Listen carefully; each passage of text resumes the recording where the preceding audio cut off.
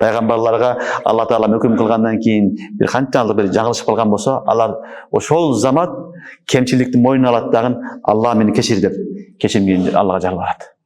Мына ушул пайгамбарлардын тарикасы, мына ушул салихиндердин тарикасы, мына ушул мусулмандын тарикасы. Бир кемчилик болсо, ал жерде үзүр айтпаш керек. Лима үзүр керек эмес. Кемчилик болдубу? Ката менен кетти, иттик менен кетти, мени кечир деш керек. Görбү? Кемчилдикти күнөөңдү моюнга албастан туруп, кайра эле ага каршы чыгышлык Алланын өкүмүгө башкага бул эң жаман нерсе. Бул шайтандын тарикасы. Шайтан ушундургуп адам баласына. Бүгүнкү күндө да инсандар бар, күнөө кылат, чоң күнөө кылат, бирок күнөөнү кылган айтсаң моюнуна албайт. Кайра сени менен урушат, талашат, шайтан ага жолдор өргөтөт. Бул шайтандын жолго түшкөн инсандар, Алла сактасын. Чыныгы инсан күнөө болсо, иттик менден кетти, мен күнөө кылдым, туура эмес кылдым, мени кечир деш керек.